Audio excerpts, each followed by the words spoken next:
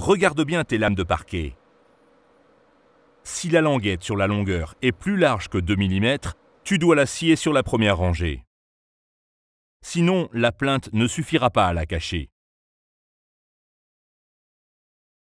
Avant la pose définitive, vérifie si à la fin, une rangée très mince de lames resterait. Si à la fin, il restait une bande de 5 cm ou moins, scie tout de suite la première rangée un peu plus étroite.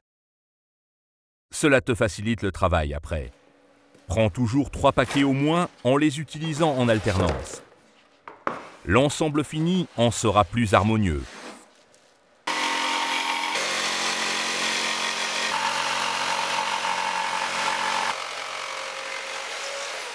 Tu poses la lame numéro 1 directement le long de la bande d'écartement. Tu places la seconde lame de biais au côté court et tu la rabats vers le bas. Fais attention que l'embriquement de la lame aille exactement dans la glissière du profilé en plastique.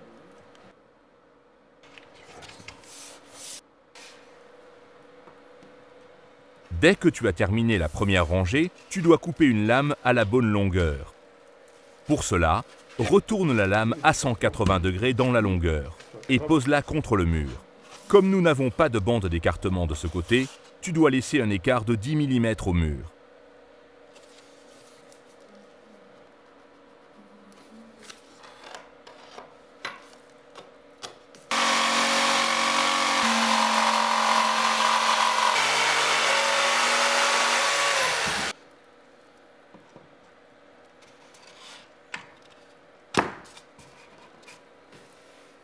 Avec la chute de la lame, tu commences la prochaine rangée.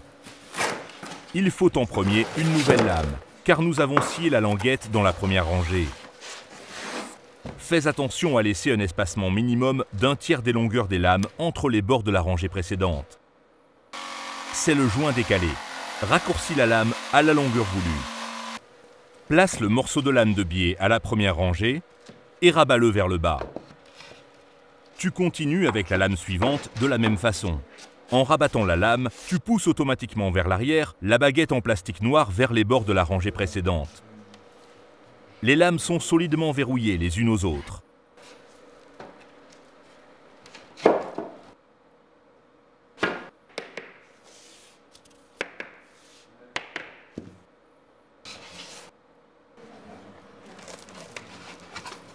Si tes murs sont irréguliers, tu dois reporter les inégalités sur la lame avec un petit outil spécial. Tu poses la lame le long du mur et mesures le plus grand écart au mur. Tu reportes cet écart sur une petite planche en bois. Tu perces un trou adéquat, passes un crayon au travers et tu fais glisser le tout le long du mur. Puis, scie avec la scie sauteuse.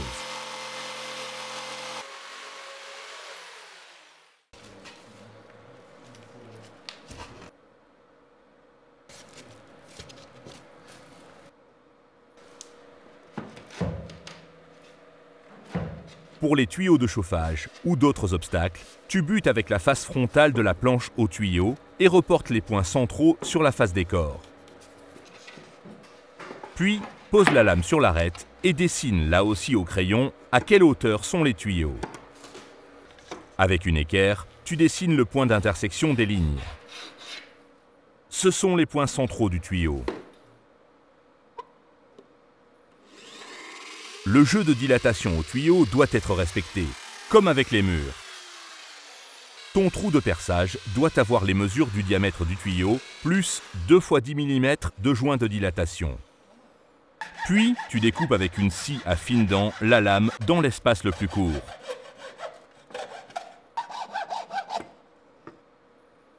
Sur les surfaces de découpe, tu appliques de la colle de parquet.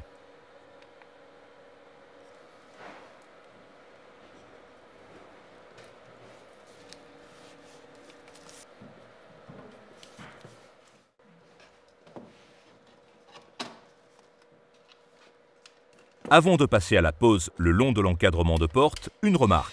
S'il y a des transitions vers d'autres sols, tu dois penser ici au profilé de transition. Tu dois fixer le profilé de base sur le sol, Puis, tu visses le profilé supérieur dessus.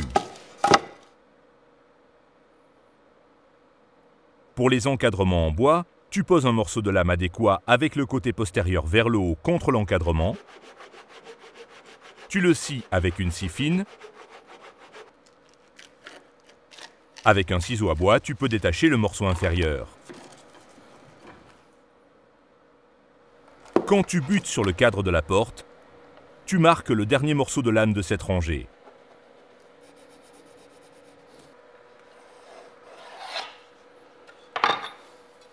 Puis, découpe-le, pousse-le sous le cadre et relie-le ainsi avec l'avant-dernier morceau de lame. Il faut pour cela enlever ce renflement, car sinon le morceau de lame ne peut plus être encliqueté. De plus, tu dois tirer la languette en plastique exactement autour de la largeur des lames, sinon tu ne peux pas pousser la lame.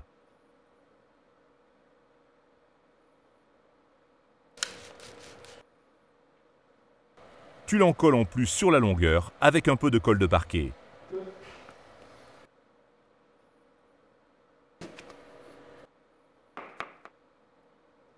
Pour les cadres de porte en métal, tu ne découpes pas le cadre, mais la lame à dimension.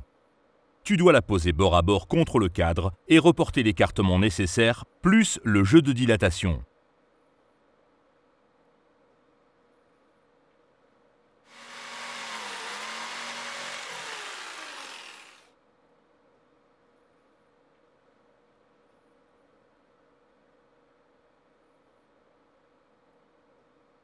Tu peux boucher proprement les joints de dilatation avec du mastic acrylique.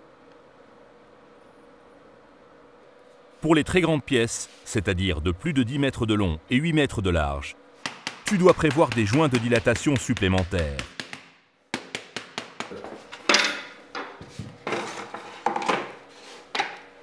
Pour la dernière rangée, tu mesures le dernier morceau, respecte les joints de dilatation et reporte la largeur sur ton morceau de lame.